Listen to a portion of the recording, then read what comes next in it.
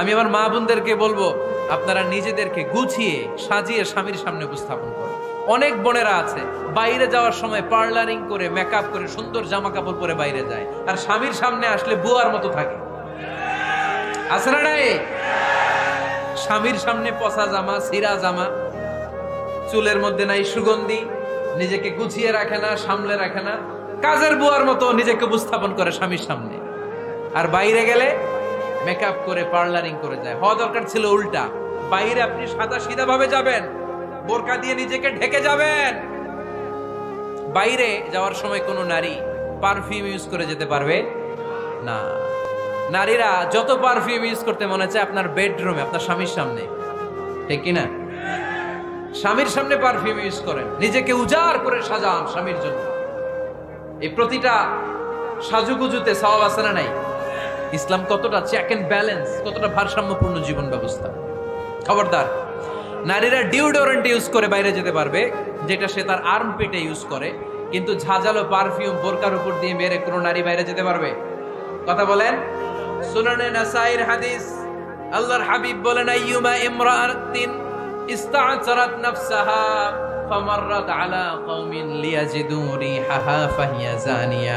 কোন নারী যদি তার জামার উপর দিয়ে পারফিউম মেখে পুরুষ লোকের দৃষ্টি আকর্ষণের জন্য ঘরের বাইরে বের হয়, যতটা পুরুষ তার চেহারার দিকে লোলুপ দৃষ্টি নিয়ে তাকাবে, ততটা পুরুষের সাথে জিনার গুনাহ ওই মহিলার আমলনামায় তুলে দিবে কে? পারফিউম মেখে যদি কোনো নারী বের হয় এই উদ্দেশ্যে যে ছেলেরা আমাদের প্রতি আকৃষ্ট হবে, যতটা ছেলে তার দিকে তাকাবে, প্রত্যেকটা ছেলের সাথে জিনার গুনাহ আল্লাহ তাআলা এমনি তার আমলনামায় তুলে দিবে। নাউজুবিল্লাহ পড়েন। এজন্য খবরদার, নিজেকে সাজিয়ে গুজিয়ে স্বামীর সামনে উপস্থাপন করুন, সাজিয়ে গুজিয়ে। অনেক স্ত্রীরা আছে ড্রাইভারের সাথে কথা বলার সময় মিষ্টি হাসি দিয়ে কথা বলে। বাজারে শপিং করতে গেলে আসসালামু আলাইকুম ভাই, কেমন আছেন? কি সুন্দর আসসালামু আলাইকুম। স্বামীর সামনে আসলে আর এই মিষ্টি কথাটা নাই। আছে না নাই? বাইরে তোমার চিকন গলায় কিসের আসসালামু আলাইকুম? হ্যাঁ, না, বাইরে আপনি আসসালামু আলাইকুম দিতে যাবেন না। ঝটপট করে কর্কশ ভাষায় কথা বলে শেষ। কেউ ফোন দিয়েছে, হ্যালো, কে? স্বামীকে চায়, উনি বাসায় নাই, কাট।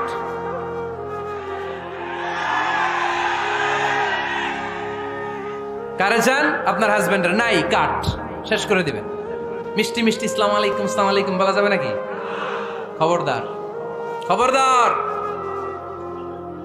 বাজার করতে গেলে কি মিষ্টি হাসি, দোকানে গেলে কি মিষ্টি আলাপ, ড্রাইভারের সাথে কি সুন্দর কথা, সিএনজি ওয়ালার সাথে কি সুন্দর আলাপ, আর ঘরে আসলে এই চেহারাটারে এরকম করে রাখে। আছে না নাই? ঘরে আসলেই স্বামীর সাথে খিটখিটে মেজাজ। না, উল্টো করে ফেলছেন আপনি। বরং স্বামী ছাড়া অন্যদের সাথে কথা শর্টকাটে সারবেন, যাতে কোনো ফিতনা চলে না আসে। চিল্লায় বলেন ঠিক কিনা? আর নিজেকে স্বামীর জন্য উজাড় করে সাজান, পার্লারিং করেন, বিউটিফিকেশন করেন, মেকআপ করেন, বেডরুমে পারফিউম মাখেন, নিজেকে উজাড় করে স্বামীর জন্য সাজান। সওয়াব দিয়ে আপনার আমলনামাটারে পূর্ণ করে দিবে কে? বিশ্বনবী যখন সফরে যেতেন, সফর থেকে ফিরে আসার সময় ডিরেক্টলি স্ত্রীর ঘরে যেতেন না।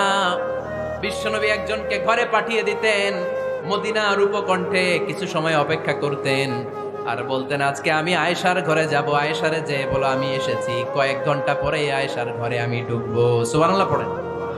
স্ত্রীকে সময় দিতেন, কারণ স্ত্রী হয়তো কাজ করে, ঘর গুছায়, ঘেমে থাকতে পারে, তাকে নিজেকে গুছানোর জন্য সময়ের দরকার আছে না নাই? লম্বা সফর শেষ করে, সেই বুখারীর হাদিস, বিশ্বনবী যখন সফর শেষ করে মদিনায় ফিরতেন, ডিরেক্টলি স্ত্রীর কাছে যেতেন না, মদিনার উপকণ্ঠে ওয়েট করতেন এবং বার্তাবাহককে পাঠাতেন, যে বলো যে আজকে আমি সফিয়ার ঘরে থাকবো। সফিয়াকে সময় দিতেন 2-1 ঘন্টা, যাতে নিজেকে সাজিয়ে নিতে পারে। সুবহানাল্লাহ পড়ো। এজন্য প্রতিটা স্ত্রীর উচিত, আমার মা বোনেরা যারা আপনার মহিলা প্যান্ডেল থেকে শুনছেন, নিজেকে উজাড় করে স্বামীর জন্য সাজান। আপনার সাজুগুজু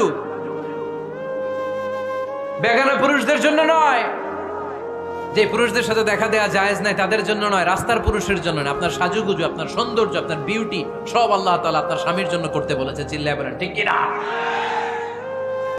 10 নাম্বার দায়িত্ব, স্বামীর ক্যাপাসিটির বাইরে না যাওয়া। আপনি জানেন স্বামীর বেতন হলো 20,000, আপনি এসে বলা শুরু করছেন, পাশের ঘরের ভাবিরে দেখলাম 25,000 টাকা দামের জামদানি শাড়ি কিনছে, আমারও একটা দিবা। আছে না নাই? তো আবদারটা হইল, আবদারটা হইছে। আপনি তো জানেন আপনার স্বামীর ক্যাপাসিটি কতটুকু। আমার বোনেরা, আমার মায়েরা, খবরদার, আপনার স্বামীর ভেতরে আপনার জান্নাত, আপনার স্বামীর ভেতরে আপনার জাহান্নাম। আপনার স্বামীর মনকে খুশি রাখতে পারলে জান্নাতের দরজাগুলো আপনার জন্য খুলে দিবে কে? ক্যাপাসিটির বাইরে কিছু চাবেন না। এই 10টা স্ত্রীদের দায়িত্ব। এই 10টা পয়েন্ট যদি কোনো স্ত্রী স্বামীর জন্য এইভাবে স্যাক্রিফাইস করে করে এইভাবে আঞ্জাম দিতে পারে, এই স্ত্রীদের জন্য জান্নাতের দরজাকে খোলা রেখেছে কে? আওয়াজ করে বলতে হবে, খোলা রেখে দিয়েছেন কে?